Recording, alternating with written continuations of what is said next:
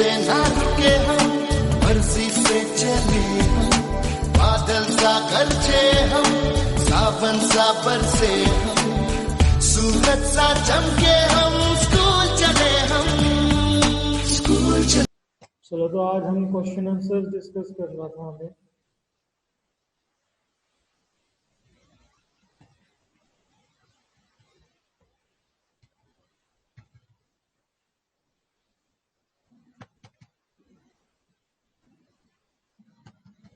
Visible है नहीं document सबको? Yes yes sir.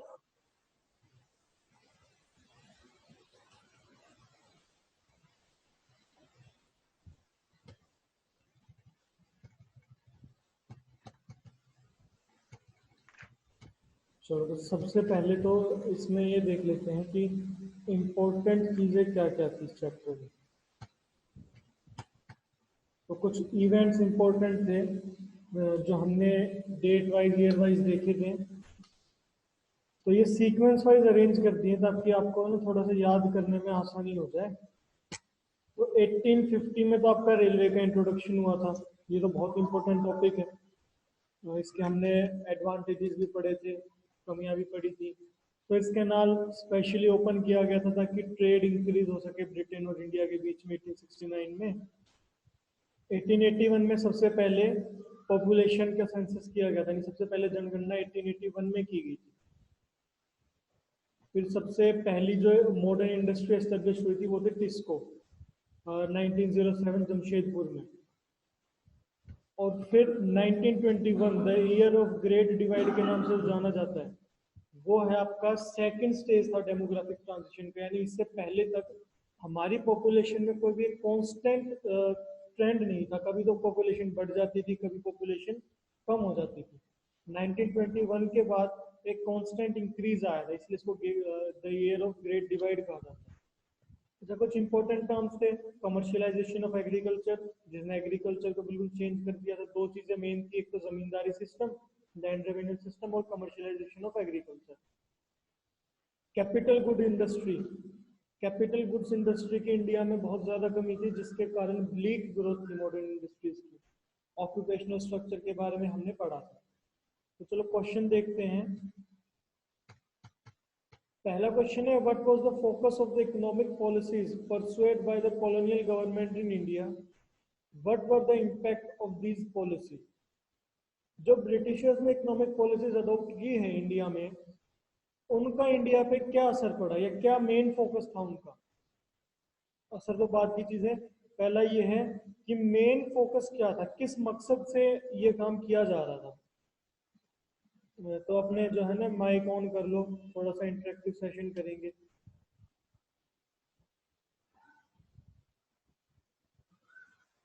अच्छा, कोई बताना चाहेगा क्या मेन मकसद था। मान लीजिए अगर 1 नंबर का क्वेश्चन पूछ लेते हैं कि what was the focus of economic policies persuade by colonial government in India, फिर क्या बताते हैं।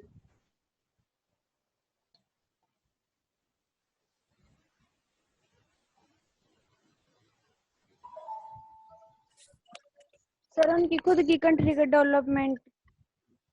खुद की कंट्री का डेवलपमेंट, यानी कि अपने इकोनॉमिक इंटरेस्ट को प्रायोरिटी देना था। ठीक है, फिर इससे इम्पैक्ट क्या हुआ इंडिया पे। इंडिया पे क्या क्या इम्पैक्ट हुआ। सबसे पहले तो दो चीज हुई कि इंडिया एक तो फीडर इकोनॉमी में कन्वर्ट हो गई थी, और दूसरा एक रेडीमेड मार्केट बन गई थी for the Britishers finished good. दो ही काम तो रह गए थे, एक ब्रिटिशर्स को कच्चा माल सप्लाई करना, और जो ब्रिटिशर्स का फिनिश गुड तैयार हो रहा था उसको इंडिया में इंपोर्ट करना। ये दो मेन इम्पैक्ट थे। देखो 3 नंबर का क्वेश्चन था और 2 पार्ट थे। 1 नंबर में तो फोकस कवर कर दिया, और इम्पैक्ट 2 इम्पैक्ट्स लिख दिए, तो एक एक में वो कवर हो गया।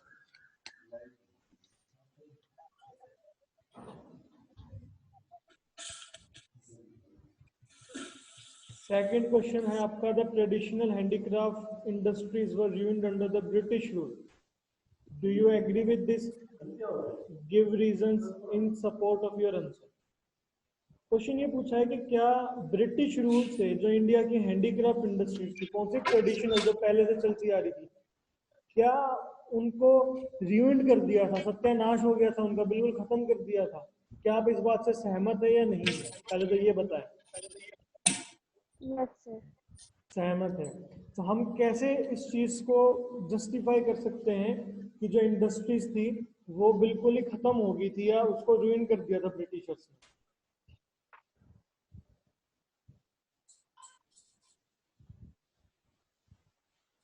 अगर थोड़ा बहुत चैप्टर अगर ध्यान में हो तो आपने पढ़ा होगा कि स्टार्टिंग में इंडिया बहुत फेमस थी अपनी हैंडीक्राफ्ट इंडस्ट्रीज के लिए, क्योंकि उनके पास जो रॉ मटेरियल था वो बहुत अच्छी क्वालिटी का, क्वालिटी भी थी और क्वांटिटी भी थी। ठीक है, तो बहुत ज़्यादा हाई लेवल स्टैंडर्ड की चीज़ें तैयार होती थी। लेकिन ब्रिटिश रूल जब आया उसके बाद क्या कर दिया गया था कि एक तो दूसरे देशों के साथ एक्सपोर्ट बंद कर दिया था उस चीज़ का, हैंडीक्राफ्ट इंडस्ट्रीज का। दूसरी चीज़, ब्रिटिशर्स ने अपने जो टेक्सटाइल इंडस्ट्रीज चल रही थी उनको प्रमोट करने के लिए डिस्क्रिमिनेटरी टैक्स पॉलिसीज लगाई थी। डिस्क्रिमिनेटरी टैक्स पॉलिसी से हमें पता चलता है कि हैंडीक्राफ्ट इंडस्ट्रीज धीरे धीरे रुइन होनी शुरू हो गई थी। दूसरा, हमने फिर इसका जो थोड़ा बहुत डाटा भी पढ़ा था, डाटा आप यूज कर सकते हैं इस चीज के लिए। तीसरी चीज ये हो गई थी कि इंडिया में ट्रेंड चेंज हो गया था, ब्रिटिशर्स के गुड्स को ज्यादा यूज करने लग गए थे। ये आपके एनसीईआरटी के क्वेश्चन है। Third question, what was the two fold motive behind the systematic deindustrialization affected by the British in pre-independent India? ये तो क्वेश्चन मैंने तब भी डिस्कस किया था जब करवाया था कि जो सिस्टमेटिक डीइंडस्ट्रियलाइजेशन किया था, सिस्टमेटिक डीइंडस्ट्रियलाइजेशन हमने टर्म यूज किया था जब हम इंडस्ट्रियल सेक्टर के बारे में पढ़ रहे थे। उसमें सिस्टमेटिक डीइंडस्ट्रियलाइजेशन करने के पीछे दो सबसे मेन मकसद क्या थे? तो वो दो सबसे मेन मकसद वही थे जो कॉलोनियल रूल के पीछे थे। पहला तो to turn India into the feeder economy, यानी सिर्फ और सिर्फ रॉ मटेरियल को एक्सपोर्ट करे, वो भी सिर्फ ब्रिटेन को। दूसरा, ब्रिटेन के फिनिश गुड्स को इंडिया में एक मार्केट चाहिए थी, यानी इंडिया में आके वो सामान को बेच सके। तो ये दो मोटिव थे मेन, जिसके कारण डी इंडस्ट्रियलाइजेशन किया गया था, यानी कि इंडिया की इंडस्ट्रीज को खत्म कर दिया गया था। नेक्स्ट क्वेश्चन है आपका, during the British colonial rule, despite being the occupation of about 85% of India's population, the agriculture sector continued to experience stagnation and not infrequently unusual deterioration. Agricultural productivity became low. इन्होंने कहा कि अंग्रेजों का जब राज था उस दौरान इंडिया का अगर हम ऑक्यूपेशनल स्ट्रक्चर देखें तो उसमें इंडिया की 85% इन्होंने कहा है, कहीं कहीं पे 73 के आसपास है। डाटा थोड़ा सा डिफर कर रहा है हर अलग अलग बुक में। कुल मिला के बात ये कि इंडिया का majority of the population agriculture sector में काम कर रही, लेकिन फिर भी एग्रीकल्चर प्रोडक्टिविटी बहुत कम थी। अगर आपको याद हो तो मैंने बताया था कि लगभग 3/4 इंडिया की 3/4 पॉपुलेशन, यानी हर 4 में से 3 आदमी एग्रीकल्चर सेक्टर में इन्वॉल्व था, लेकिन एग्रीकल्चर सेक्टर से जीडीपी का केवल 50% या 50% से भी कम जीडीपी में कन्वर्ट हो पा रहा था। यानी कि प्रोडक्शन टोटल कंट्री का 50% से भी लेस एग्रीकल्चर सेक्टर से आ रहा था। तो बेसिकली प्रोडक्टिविटी कम थी। तो उन्होंने पूछा क्या आप इस बात से सहमत हैं? हाँ, इस बात से सहमत है। रीजंस बताइए कि ऐसा क्यों था, क्या रीजन था कि एग्रीकल्चर सेक्टर स्टेगनेंट था, बैकवर्ड था? तो जो हमने एग्रीकल्चर सेक्टर में 7 पॉइंट पढ़े थे मेरे ख्याल से, जिसमें से 4 पॉइंट तो थे आपके स्टेगनेंट के और 3 पॉइंट थे बैकवर्डनेस के। उन 7 पॉइंट में से जितने नंबर का भी क्वेश्चन हो उस हिसाब से लिख सकते हैं। सबसे बड़ा रीजन तो क्या था? जमींदारी सिस्टम था। ये पहला पॉइंट आपका जमींदारी सिस्टम का लिखा हुआ है, इसको अच्छे से एक्सप्लेन कर देंगे। इरिगेशन फैसिलिटीज नहीं थी उस टाइम पे, हम पूरे तरीके से रेनफॉल के ऊपर डिपेंडेंट थे। थर्ड चीज, बाकी का इंफ्रास्ट्रक्चर नहीं था जो भी एग्रीकल्चर एक्टिविटीज के लिए चाहिए था। पोस्ट कमर्शियलाइजेशन किया गया था, लोगों को, जो फार्मर्स उनको मजबूर किया गया था ऐसे क्रॉप्स को तैयार करने के लिए जिनका कमर्शियल पर्पस था।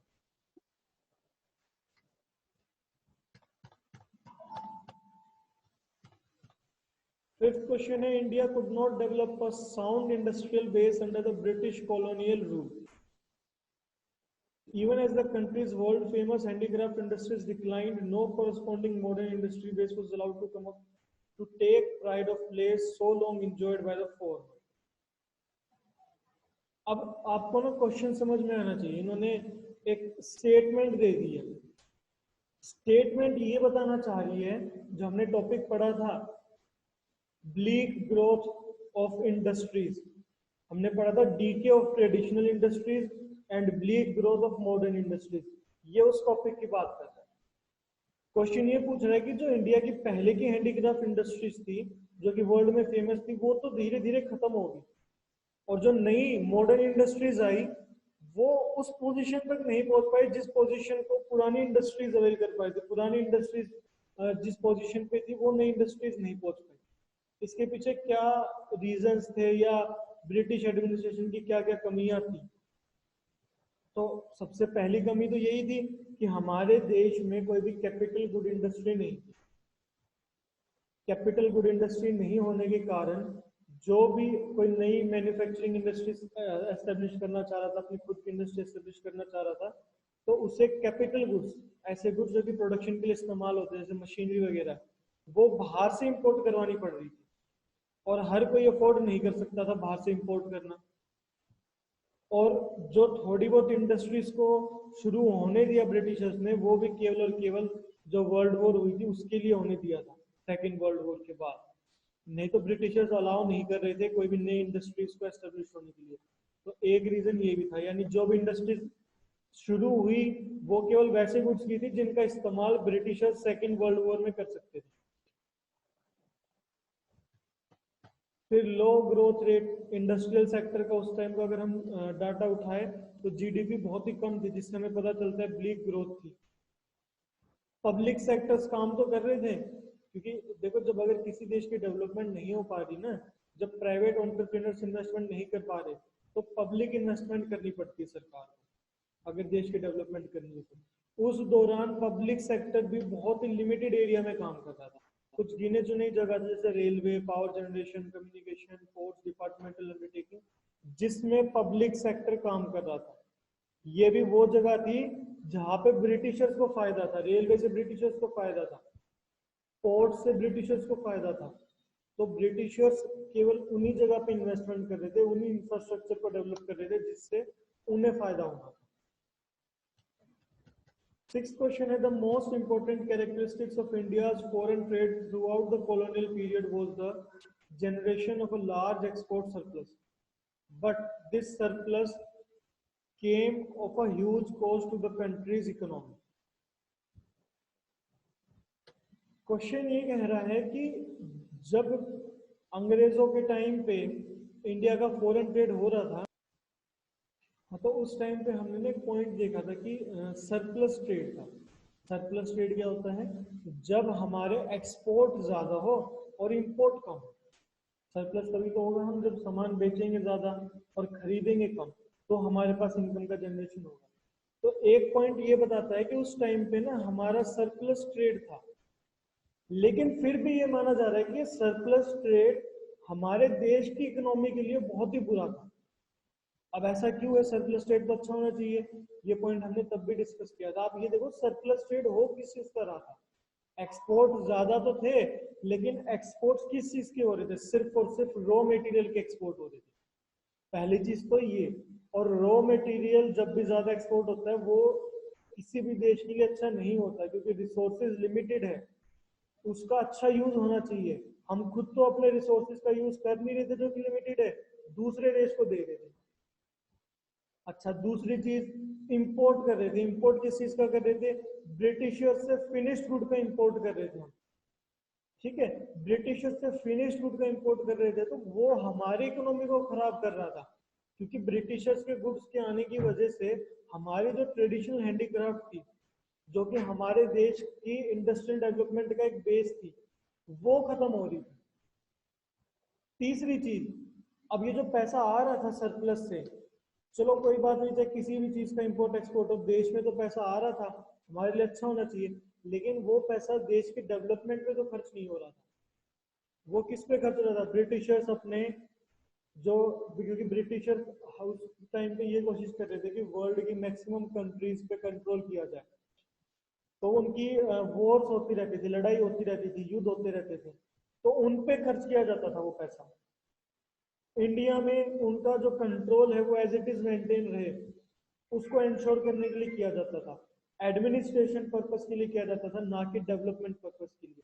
ये जो वर्ड है ये यहाँ पे ड्रेन ऑफ इंडियन वेल्थ, ये बहुत इंपॉर्टेंट वर्ड है। इसका मतलब यही है कि जो इंडिया की कमाई थी, इंडिया का वेल्थ था, उसे बहा रहे थे ब्रिटिशर्स। ड्रेन का मतलब बहाना होता है ना, तो बिल्कुल बहा दिया अपने यूजेस के लिए। चौथा पॉइंट क्या लिख सकते हैं, इसमें तो आपके दो ही पॉइंट है। चौथा पॉइंट ये हो सकता है कि चलिए सरप्लस ट्रेड तो था, लेकिन अगर हम देखें तो ट्रेड कितनी कंट्रीज के साथ था, मेनली सिर्फ और सिर्फ एक कंट्री के साथ।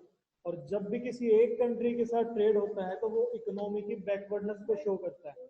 किसी भी इकोनॉमी के लिए बेनिफिशियल सिचुएशन तब होती है जब उसके रिलेशन हर कंट्री के साथ ट्रेड के।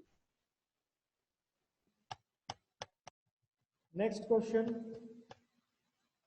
how did the restrictive policies of commodity production, trade and tariff pursued by the British colonial government affect the structure, composition and volume of foreign trade? जो discriminatory tax policies अपनाई थी Britishers ने, discriminatory tax policy क्या अपनाई थी कि Britishers के साथ तो फ्री इंपोर्ट एक्सपोर्ट और बाकी कंट्रीज के साथ टैरिफ बहुत ज्यादा लगा दिया था। टैरिफ का मतलब टैक्स ज्यादा लगा दिया था।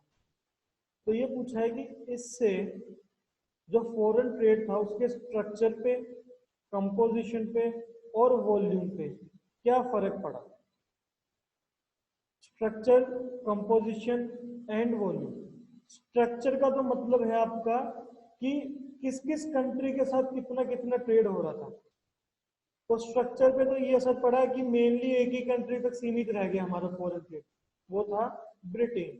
और कुछ थोड़ा बहुत होता था तो वो अपने आसपास की कुछ कंट्रीज थी उनमें अलाउ कर रखा था ब्रिटेन ने, नहीं तो बाकी वर्ल्ड इकोनॉमी से बिल्कुल ही अलग हो चुके थे। कंपोजिशन की बात करें तो ट्रेड में क्या क्या इंक्लूडेड था, किस चीज का इंपोर्ट एक्सपोर्ट ज्यादा होता था। तो जो प्राइमरी प्रोडक्ट्स है, प्राइमरी प्रोडक्ट्स मतलब रॉ मटेरियल्स, उसका एक्सपोर्ट ज्यादा होता था इंडिया की तरफ से, और फिनिश्ड गुड्स का इंपोर्ट ज्यादा होता था। फिनिश्ड गुड्स का और कैपिटल गुड्स का, क्योंकि कैपिटल गुड्स की भी तो कमी थी। तो कंपोजिशन में आपकी ये चीज आ गई। बात करें वॉल्यूम, वॉल्यूम का मतलब है कि कितना कितना ज्यादा ट्रेड हो रहा था, ज्यादा हो रहा था या कम हो रहा था। तो ट्रेड तो उस दौरान ज्यादा हो रहा था। पहले के मुकाबले बात करें तो वॉल्यूम इंक्रीज हुई थी ट्रेड की, लेकिन वो वॉल्यूम हमारे लिए बेनिफिशियल नहीं थी, क्योंकि वो वॉल्यूम सिर्फ और सिर्फ ब्रिटेन तक ही डायरेक्टेड थी। यानी हम ट्रेड तो बहुत ज्यादा कर रहे थे, लेकिन उसका डायरेक्शन सिर्फ और सिर्फ ब्रिटेन तक ही सीमित था। 8th क्वेश्चन है आपका, give a quantitative appraisal of India's demographic profile. Demographic profile के बारे में बताइए।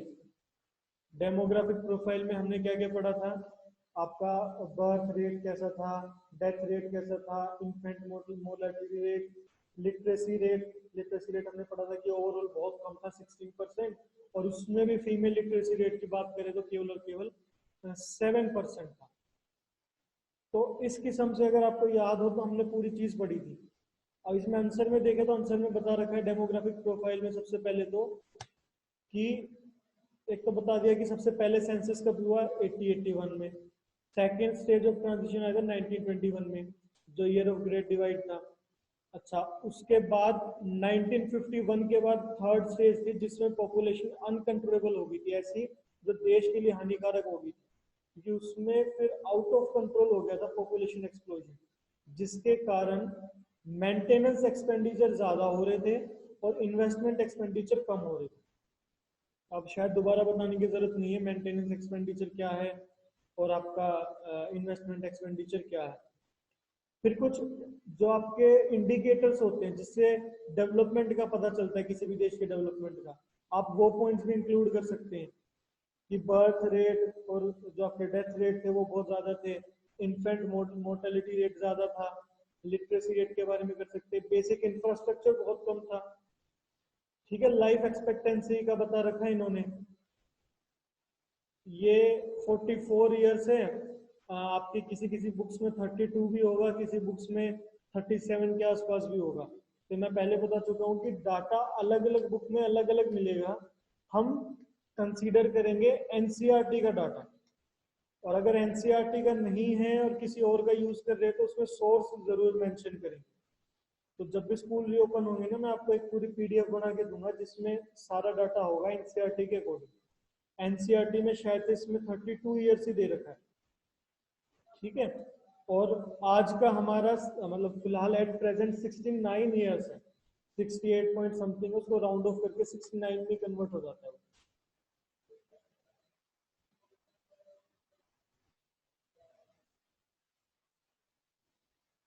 नेक्स्ट क्वेश्चन है, highlight the salient features of India's pre independence occupational structure. Occupational structure के बारे में पूछ लिया, तो ऑक्यूपेशनल स्ट्रक्चर से हमने 3 पॉइंट पढ़े थे, अगर आपको ध्यान हो।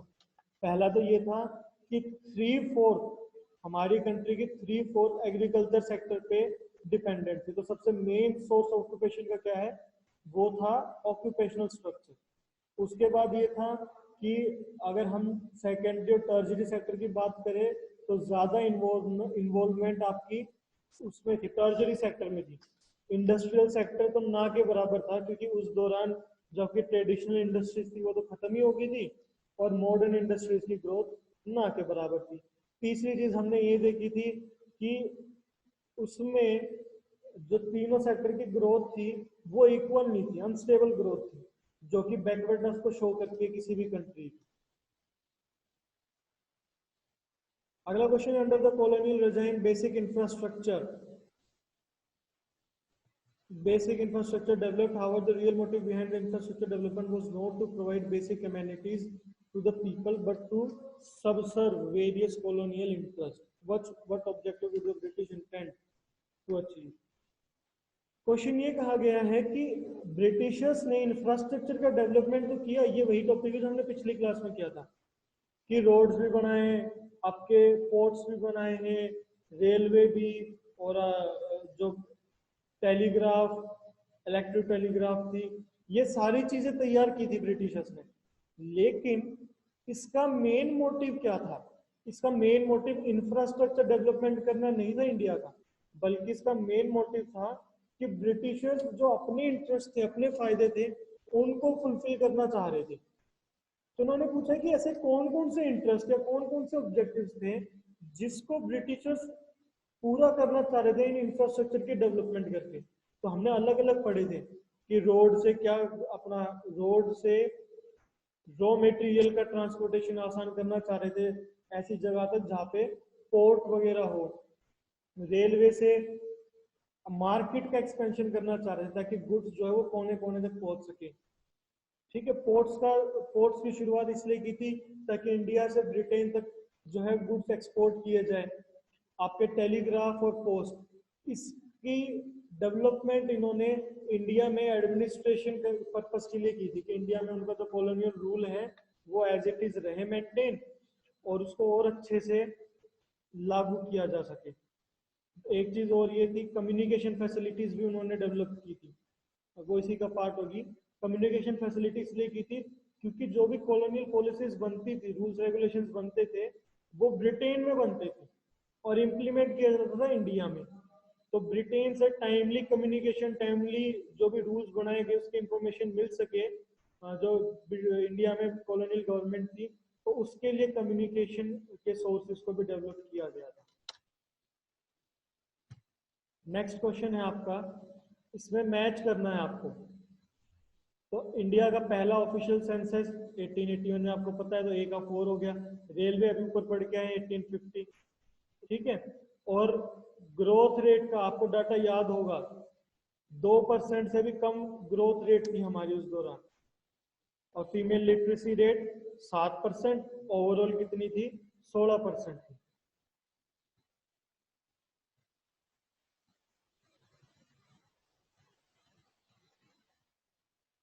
नेक्स्ट क्वेश्चन, ये भी आपका मैच द फॉलोइंग है। तो इसमें अगर देखें, focus of the economic policies persuade by the colonial government in India. India में कॉलोनियल गवर्नमेंट जो भी पॉलिसीज बना रही थी उसके पीछे मेन मकसद क्या था? तो मेन मकसद था उनका अपना जो इकोनॉमिक इंटरेस्ट है उसे सर्व किया जाए। सेकंड, सिस्टमेटिक डी इंडस्ट्रियलाइजेशन के दो मोटिव क्या थे, हम ऊपर पढ़ के आए हैं। ये है to reduce India to the status of exporter of raw material और मॉडर्न इंडस्ट्रीज के लिए एक मार्केट तैयार करना। इंफ्रास्ट्रक्चर डेवलपमेंट के पीछे क्या रीजन था? इंफ्रास्ट्रक्चर डेवलपमेंट के पीछे था अपना जो भी फायदा था वो किया जा सके, जो भी हम पिछले क्वेश्चन में पढ़ा है हमने। अगला क्वेश्चन है कि रेलवे का इंट्रोडक्शन हुआ, उसे इंडिया का एक बहुत ही बड़ा कंट्रीब्यूशन माना जाता है ब्रिटिश की तरफ से। यानी ये कहा जाता है कि ब्रिटेन ने एक काम बहुत अच्छा किया है, वो है रेलवे का इंट्रोडक्शन। इसके बहुत से फायदे हुए इंडिया को रेलवे के इंट्रोडक्शन से। अब बेशक लॉस भी हुए हैं लेकिन फायदे भी हुए हैं। तो क्या आप इस बात से सहमत है या नहीं है? तो इसमें हमने इसके मेरिट्स डीमेरिट्स पढ़े हुए हैं, मेरे ख्याल से आप इसको अच्छे से अटेम्प्ट कर सकते हैं। अगला क्वेश्चन ये है कि जब हमारा देश आजाद हुआ उस दौरान पे इंडिया को बहुत चैलेंजेस फेस करने पड़ रहे थे, सोशल चैलेंजेस भी और इकोनॉमिक भी। इकोनॉमिक चैलेंजेस तो हो गए जिससे हमारी इकोनॉमी पे असर पड़ रहा था, तो वो तो पता ही चल रहा है। एग्रीकल्चर सेक्टर बहुत ही पिछड़ा हुआ था, इंडस्ट्रियल सेक्टर की ग्रोथ ना के बराबर थी, जीडीपी बहुत कम थी। तो ये तो हो गए आपके इकोनॉमिक चैलेंजेस। सोशल चैलेंजेस क्या क्या हो गए? सोशल चैलेंजेस ये हो गए कि अनएम्प्लॉयमेंट बहुत ज्यादा थी उस दौरान, पॉवर्टी बहुत ज्यादा थी। जो बेसिक इंफ्रास्ट्रक्चर होना चाहिए सोशल डेवलपमेंट के लिए, जैसे कि एजुकेशन सेक्टर, आपका मेडिकल सेक्टर, इनके डेवलपमेंट भी ना के बराबर ही।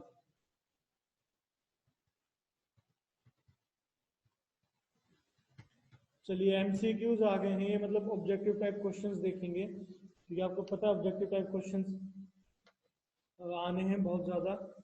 तो पहला क्वेश्चन तो है कि आपको इन इवेंट्स को सीक्वेंस वाइज अरेंज करना है कि कौन सी चीज पहले हुई थी।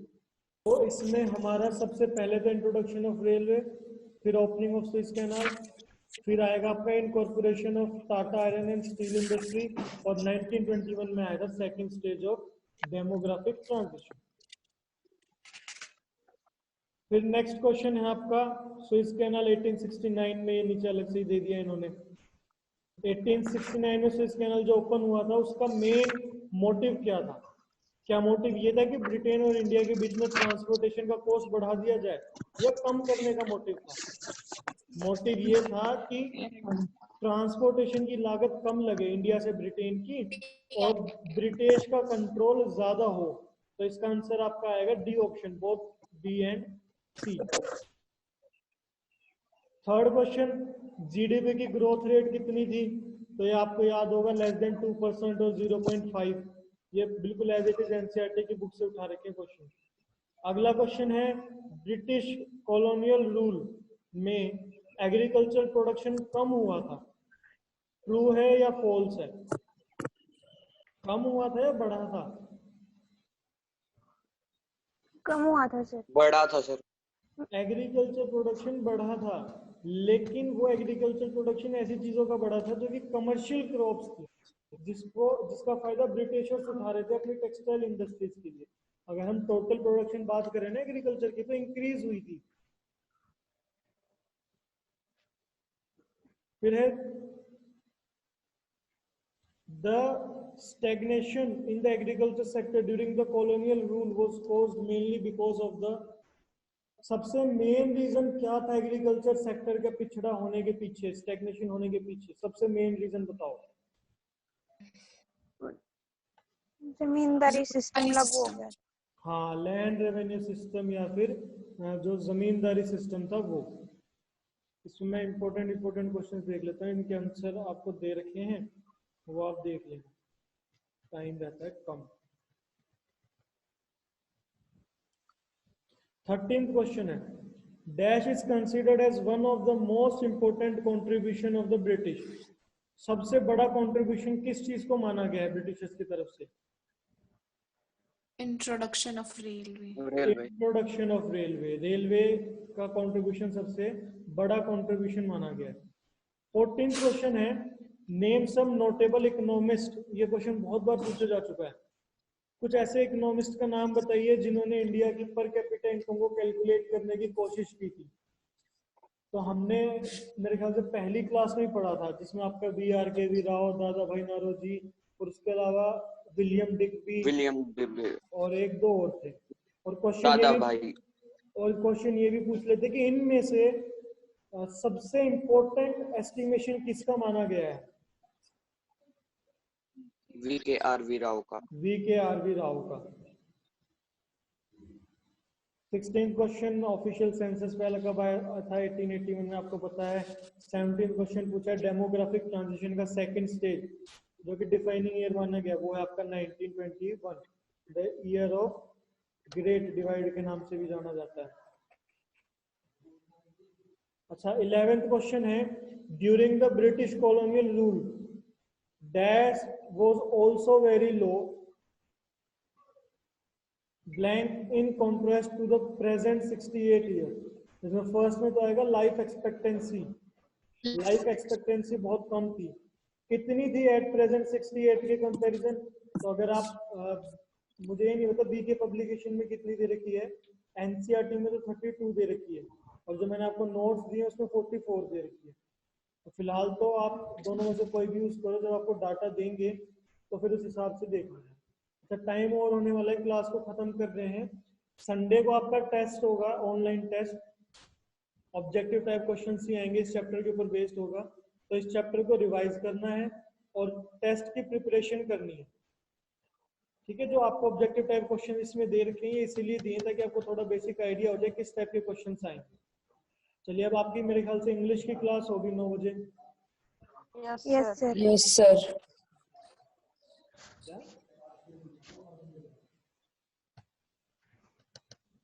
अब आपकी इंग्लिश की क्लास अटेंड करें। जब इंग्लिश की क्लास खत्म हो जाएगी तो उसके बाद लगेगी आपके अकाउंटेंसी की पार्ट ए और पार्ट बी की क्लास।